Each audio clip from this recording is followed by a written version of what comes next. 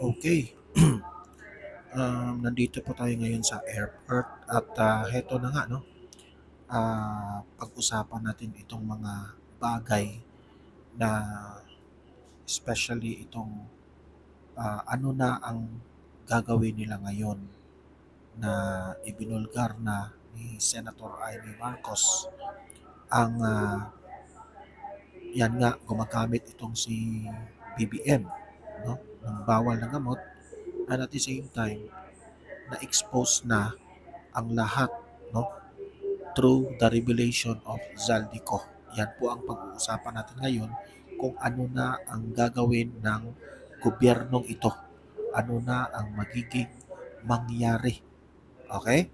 So, meron po akong ipapakita sa inyo ng mga updates, na mga videos, mga balita, at magre-react tayo, okay, sa mga kasalukuyang mga reaksyon ng mga taong bayan, reaksyon ng mga gobyerno, ng mga government officials sa nangyaring revelasyon ni Senator Amy Marcos, sa nangyaring revelasyon ni Zaldico.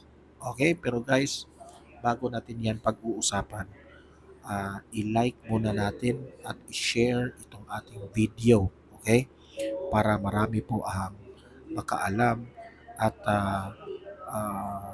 ma-aware yung mga Pilipino sa nangyayari ngayon sa ating mundo ng politika. Okay?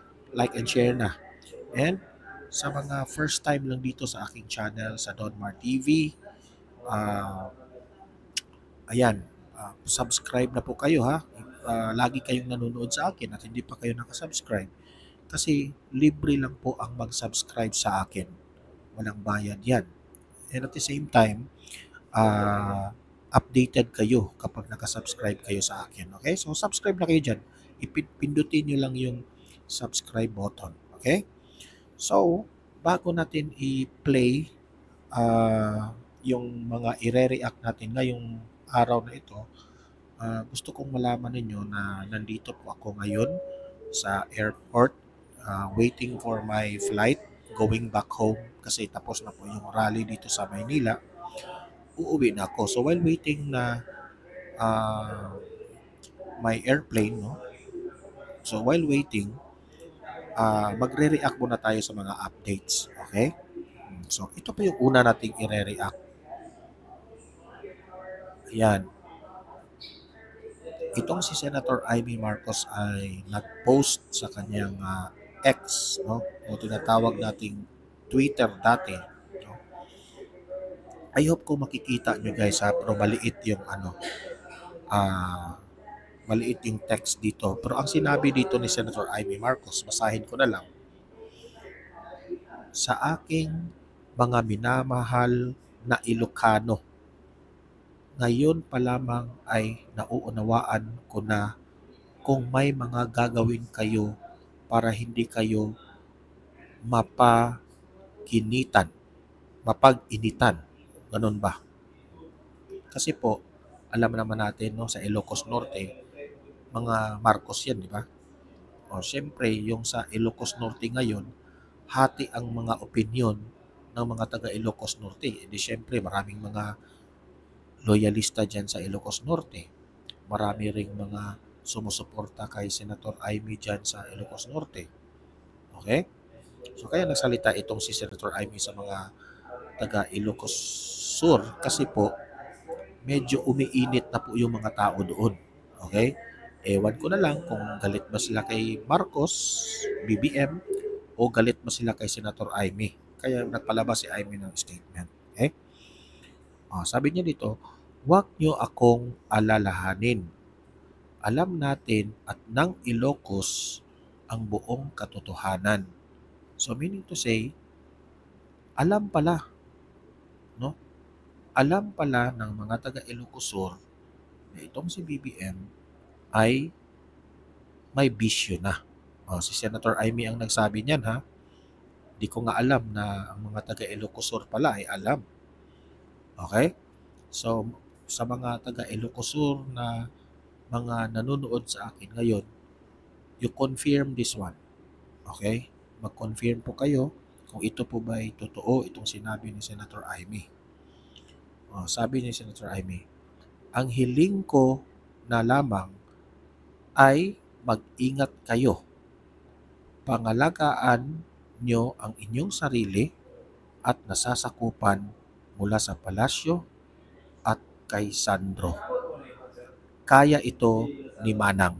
So meaning to say, sabi ako ito yung pagkakaintindi ko nito kay Amy Marcos. Para na rin sinabi niya sa mga taga Ilocos Sur na kung magalit kayo sa akin o kung susuportahan niyo pa ako o hindi niyo ako susuportahan, wala akong magagawa. Don't worry, kaya ko pa ito. Kung si Bongbong Marcos po ang inyong suportahan dahil in-expose ko na lahat ang mga bisyo niya, ay kung magalit kayo, wala akong magagawa. Kaya ito ni Manang Amy. Okay? Pero, kayong mga taga Ilocos Sur, kung naniniwala kayo na kay Senator Amy, sabi pa nga ng mga Marcos loyalist, especially itong si Auntie Claire Castro, di ba? Na naninira raw itong si Senator Amy sa kanyang kapatid. Ang argumento natin dyan ay saan tayo mas maniniwala? Maniniwala ba tayo kay Auntie Claire Atacdog Castro na naninira lang si Amy? O maniniwala tayo dito kay Senator Amy na matagal ng kapatid since birth, no? Inaalagaan niya na itong si BBM at nagsabing ading, kasi ading yung tawag niya kay BBM, ading, umuwi na tayo.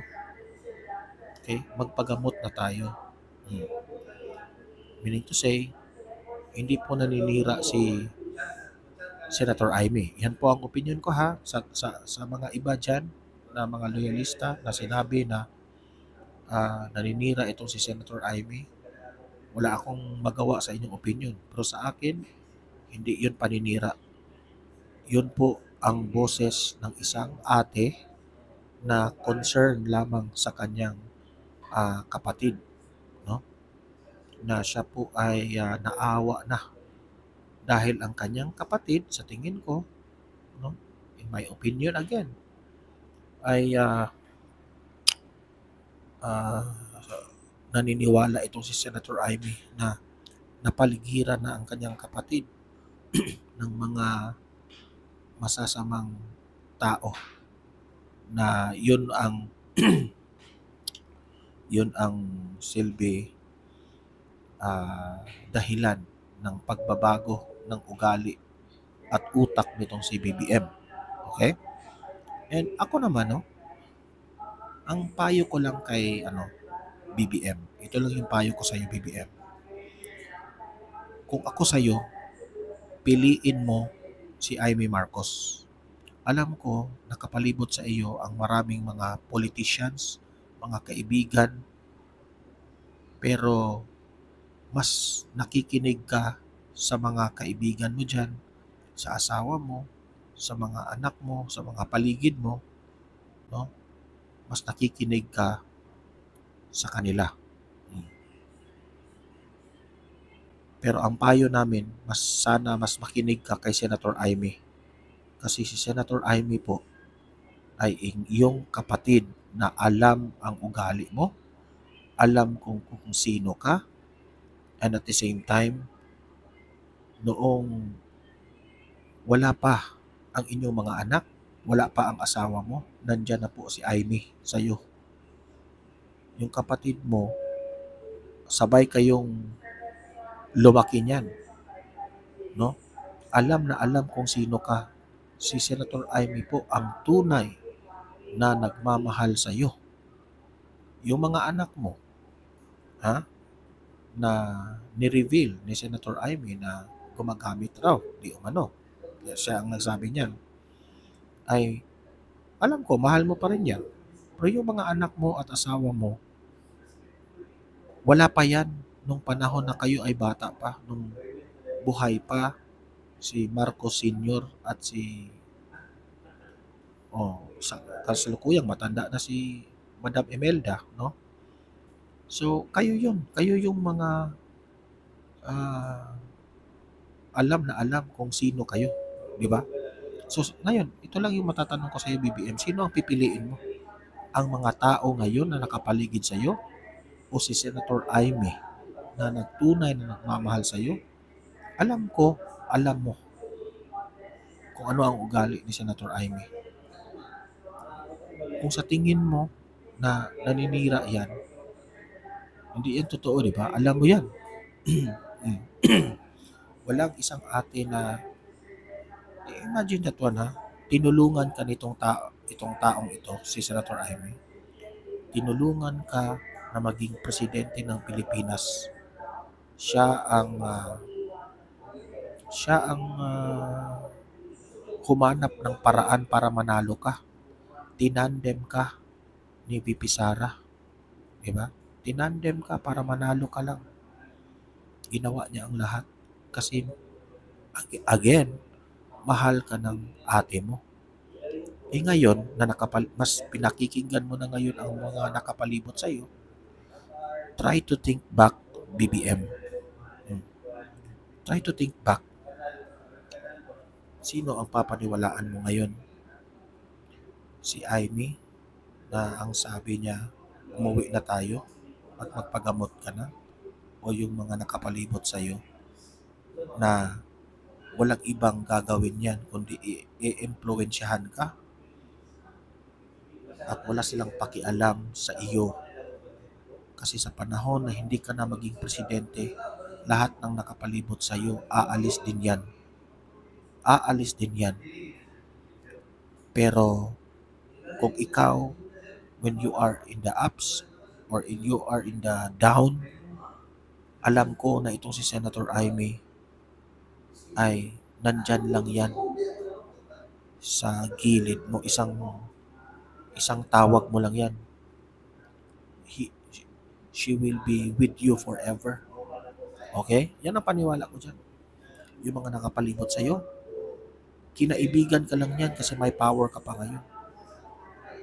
Yung mga anak mo, kung yan po ay sarili ng mga pamilya, iiwanan ka rin yan. Yung asawa mo, siguro si Liza ang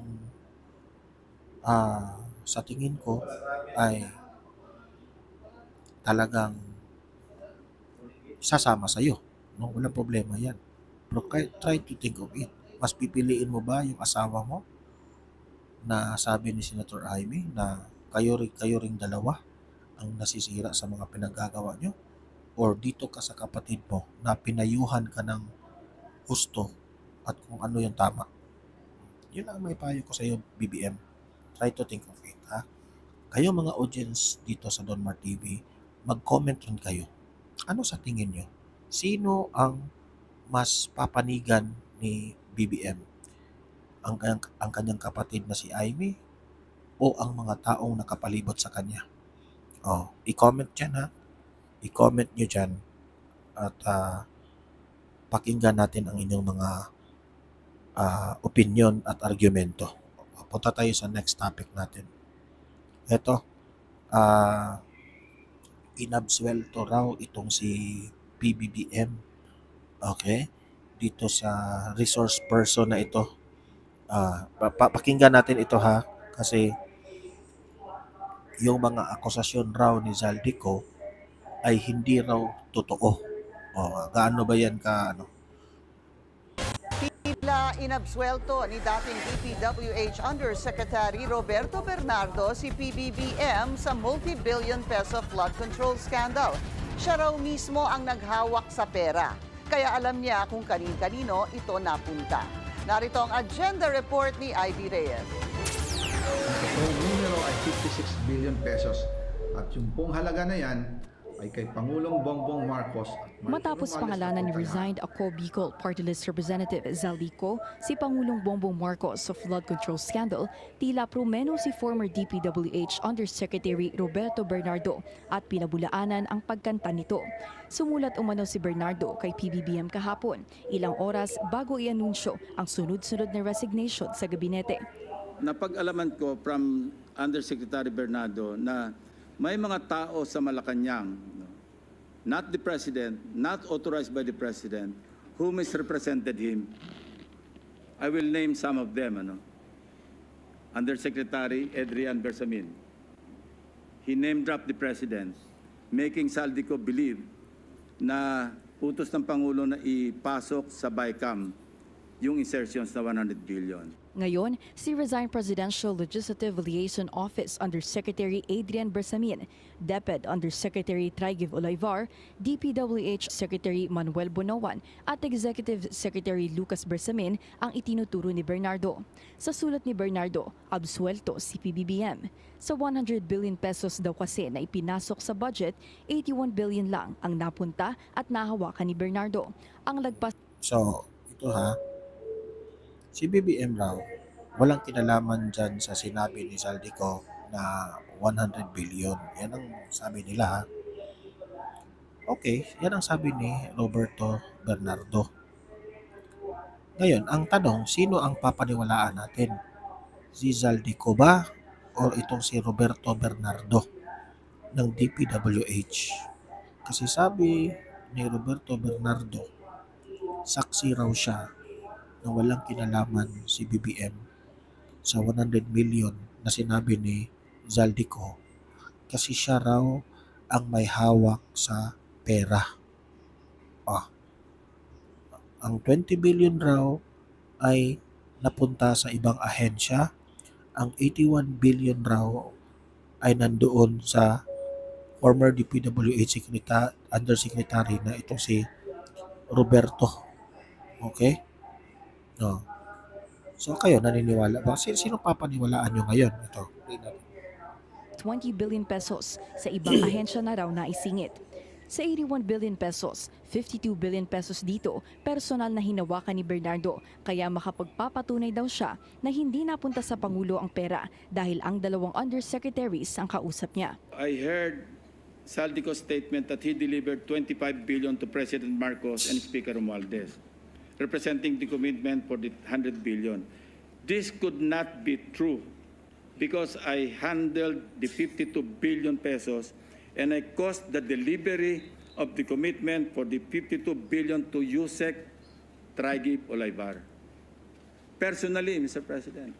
Nang tanungin daw ang nakatatan ng Bersamin kung anong gagawin sa 52 billion pesos, sila na raw ang bahala dito.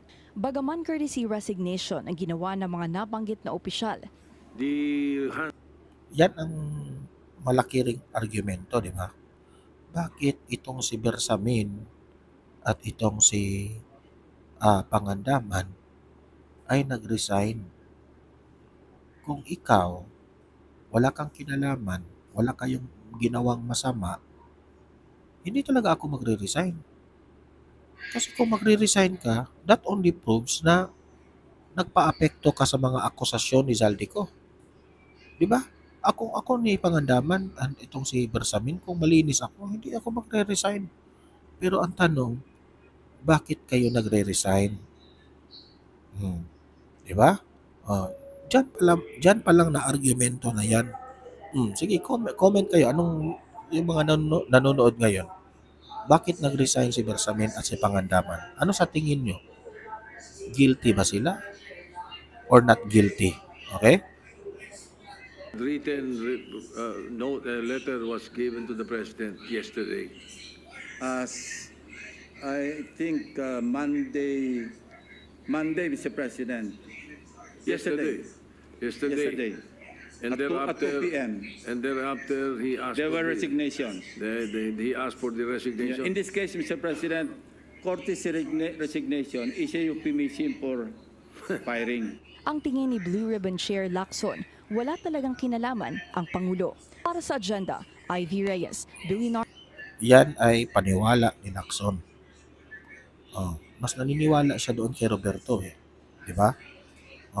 Ako, mas naniniwala ako kay Zaldico. Kasi unang-una, no, galing doon kay Bersamin ang instruction. Di ba? Bakit ba si Roberto may instruction ba kay Bersamin? Wala naman, di ba? And at the same time, no, si Pangandaman rin. Di ba? Ano mas yan ang pinagtataka ko eh.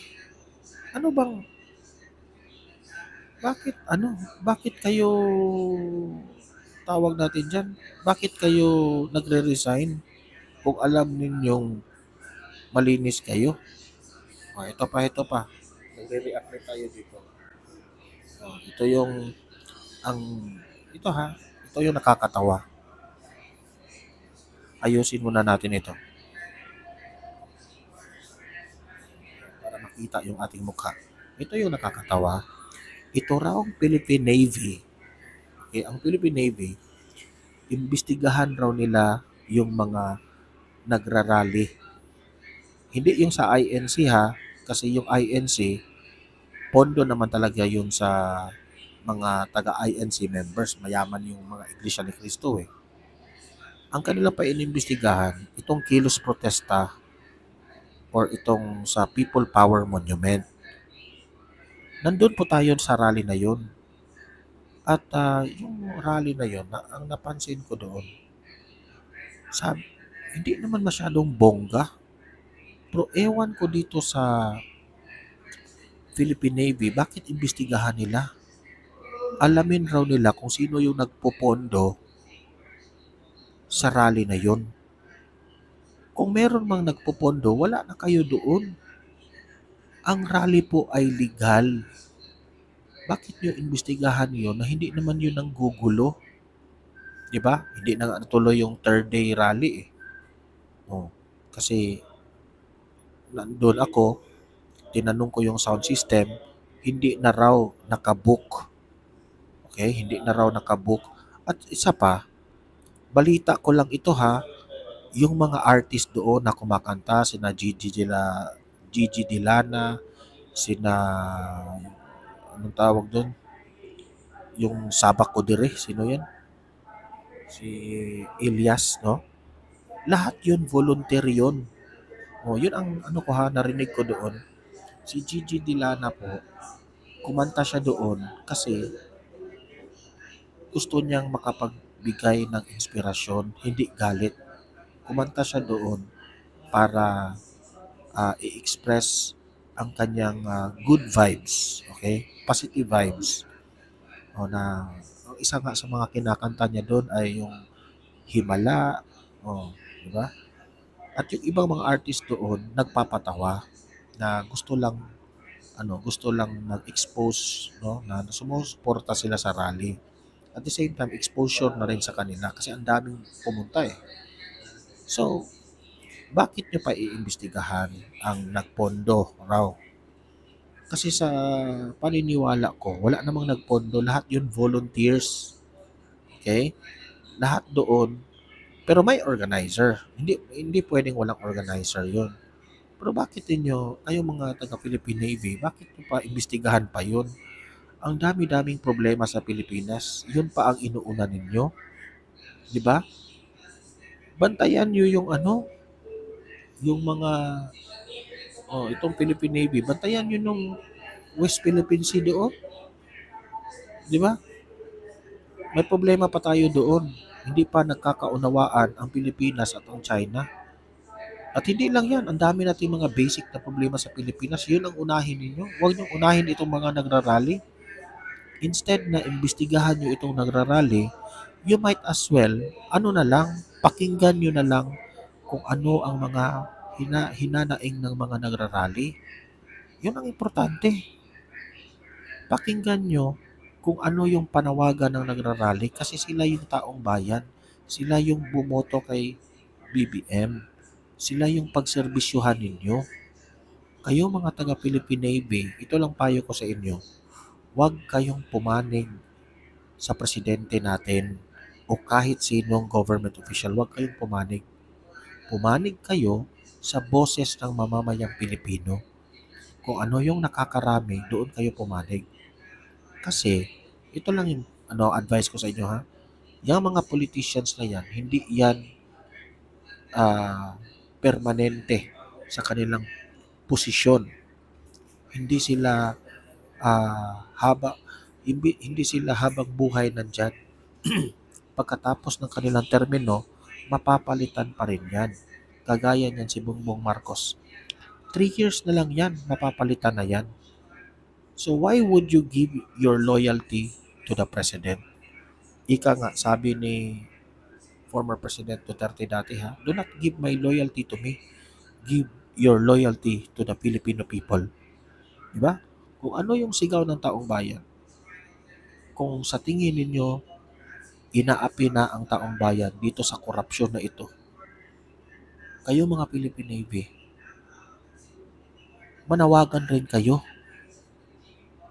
Manawagan rin kayo sa presidente na, ano ba Mr. President, gumawa ka na ng solusyon at kami po'y kikilos. Ganon, di ba? Hindi yung naghihintay lang kayo kung anong iutos ng presidente. Meron nga akong ipapakita sa inyong picture sa mga pulis na ako po'y naaawa sa mga kapulisan natin. So, totoo yan. Ito, panoorin pa natin. Sisilipin daw ng AFP ang source of funding ng kilos protesta sa EDSA People Power Monument. Tutumbukin nila kung sa local o posibleng foreign group hinugot ang pondo. Yan ang agenda report ni Francis Folve. Para sa Philippine Navy, malinaw na pinondohan at pinaghandaan ang kilos protesta sa People Power Monument nitong Linggo hanggang Lunes ng gabi. Ayon kay Navy spokesperson for the West Philippine Sea, Rear Admiral Roy Vincent Trinidad, naging grande ang preparasyon ng kilos protesta mula sa mga pagkain. Actually, fake news yun ha. Hindi po in grande ang rally ha. Nandun po tayo, present ako.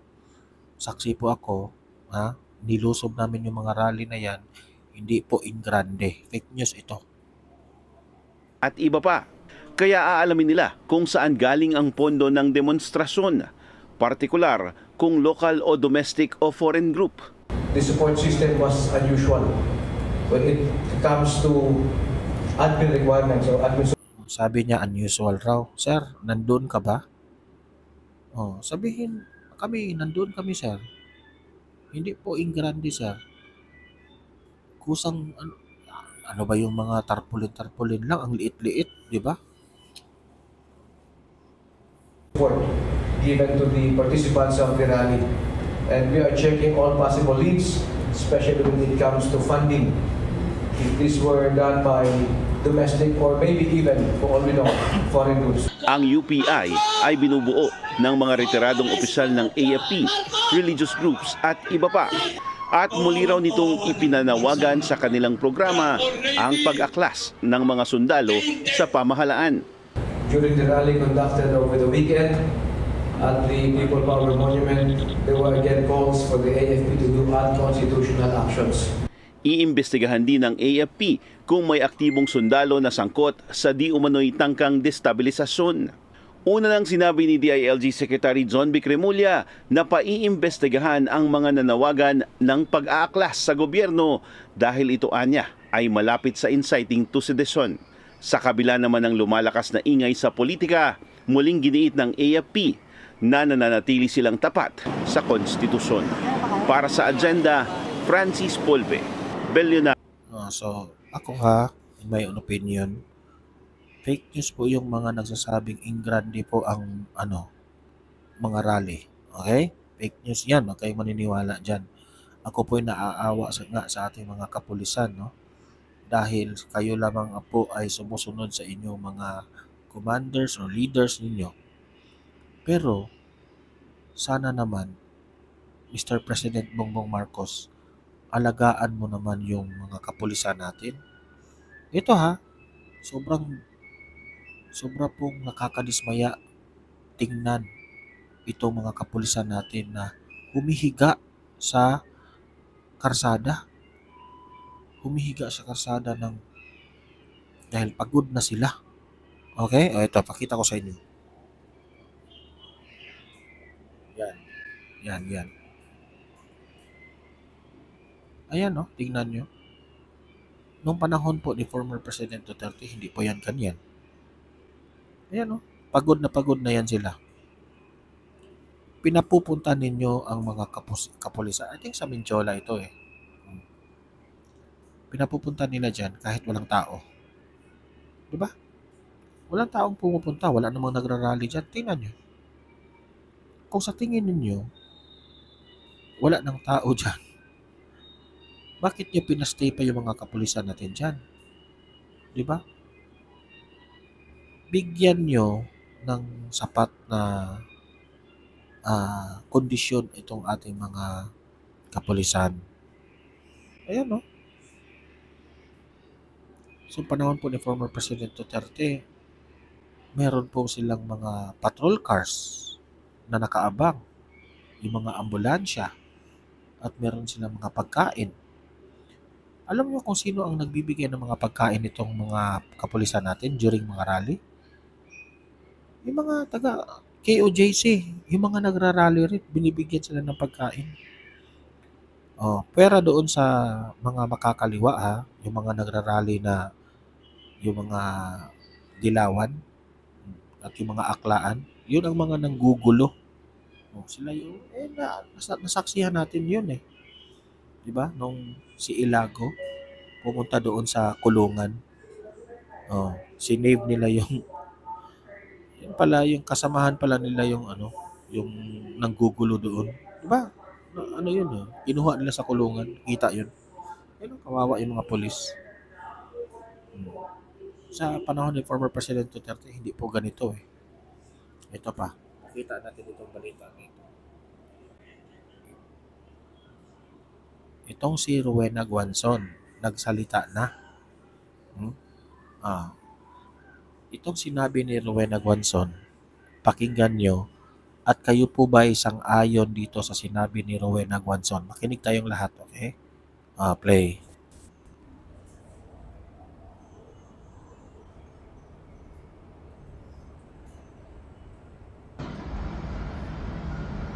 Isa pang pagkakamali na naman ito ni BBM. Nag-issue pa ng statement na sinasabing nagsisinungaling ang manang Amy niya. Alam mo, hindi na ito si Bongbong eh. Dati naman ito, talagang love niya yung manang niya. Alam nyo, I know Amy personally. Isang taon kami niyang seatmate sa UP College of Law. Lagi naman yan cheerful, di ba? Hanggang ngayon, smile-smile lang nga, tawa-tawa, kahit na tumitira ng, di ba? Insulto kay Tamba. Smiling. Alam nyo kagabi, dun sa Iglesia ni Cristo Rally, umiyak siya habang binabasa. At hindi lamang yung speech niya, talagang binasa niya, sinulat niya, dinamdam niya yun. Umiiyak siya. Sabi niya, umuwi na tayo. Umuwi na tayo. Pagaling ka na. Kasi di ba nung nag-exile sila sa Hawaii, si Amy naman ang nag-take care sa kanya eh. Di ba? Malay ba nun sa buhay? Ever since naman, ito si Bongbong happy-go-lucky lang. Kaya, di ba, isulat pa nga si Ferdinand Marcos na worried siya doon dahil he's lazy and has no purpose. Kaya kayo nagsasabing umarte lang si Amy, wala kayo doon sa rally at hindi nyo siya kilala. You must have taken a lot for her to say this, where she will be heard by the world that Bongbong Marcos is a cocaine addict. that his wife, the First Lady, is also a cocaine addict and an alcoholic, and that their children are also on drugs, and that includes Sandro.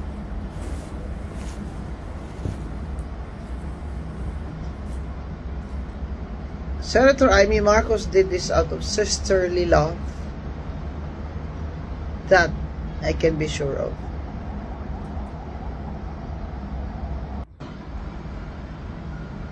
Isa pang pagkakamali na naman ito ni BBM. Nag-issue pa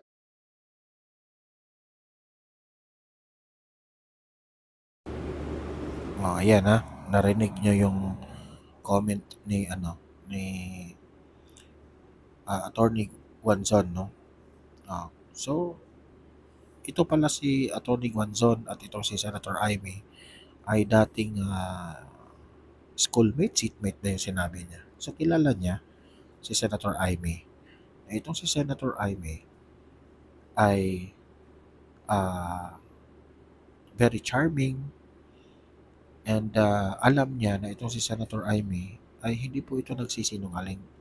Wala po sa ugali ni Senator Amy na sinungaling. Especially when it comes to her family. Di ba? Magsisinungaling man siguro si Senator Amy sa ibang tao. Pero dito sa kanyang pamilya, yan ba ay magsisinungaling siya? Halatang halata naman doon na binanggit ni Senator Amy na umuwi na tayo, BBM. Tapos na yung tapos na yung ginawa natin noon, yung pumunta tayo sa Hawaii, yung tatay nyo na natanggal bilang presidente dahil sa people power. Tapos na yun. Huwag naman nating ulitin dahil sa nasisira ka lang sa mga taong nakapalibot sa iyo. Pakinggan mo yung ate mo. Parang ganun ba? No? Ano pa bang meron dito na i-react natin? Eto. Pakinggan rin natin itong Senate hearing kahapon. Actually, may Senate hearing ngayon ha. Naghihintay lang tayong matapos saka tayo magre-react. Pero yung kahapon, sa hearing ng pakinggan natin itong nabanggit ni Marcoleta ang patungkol sa sinabi ni Senator Amy, revelasyon sa paggamit ni BBM. Okay? Ito po si Marcoleta. Mr. President, habang tayo po ay nababahala nga po sa paghina ng ating piso sapagkat humina po yung kumpiyansa ng maraming nagmamasid sa atin, siguro kasama na po dyan yung global financial institutions, mga namumuhunan sa iba't ibang bansa. Ang paghina pa rin po ng pagdating ng ating foreign direct investments ay isa pong nakakabahalang pangyayari. Kahapon po ay nagsalita ang ating kasama, Senator Amy Marcos, sa isang malaking rally sa Luneta. At alam na po nating lahat kung ano ang kanyang ibinunyag. Ano po ang magiging epekto nito sa pinag-uusapan nating kumpiyansa at katatagan ng ating bansa? Ang pinag-uusapan po kasi ay hinahanap natin ang transparency, ang accountability at justisya sa ating bansa. Nagkakaroon po ng pagpapahayag. Ano po ang nakikita ng ating economic cluster sa bahaging ito at pangyayaring ito, Mr. President? Kasi po mula nung mawala na yung ginto sa gold standard natin, Bretton Woods yata yung sinasabi nila eh. Napunta na lahat sa US dollar po kasi. Kung talaga po kasing nakakabahala po kasi, kung totoo po na ang ginto po natin ay isa sa ating pinaglalagakan po ng katatagan po ng ating financial situation,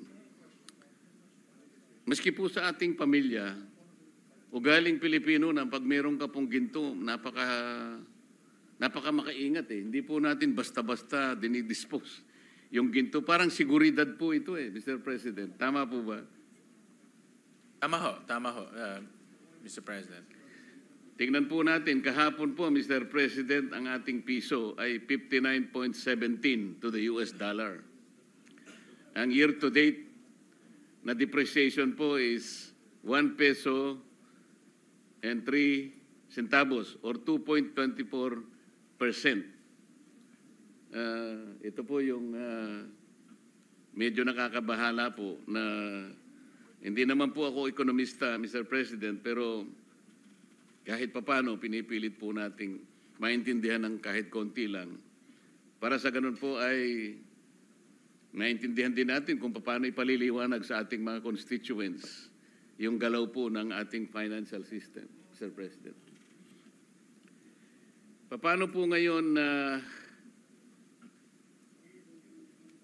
i-assess ng Department of Finance po yung recovery trajectory halimbawa natin sa harap ng tayo po ay sumadsad sa third quarter ng halos 4% lang po ang growth ng ating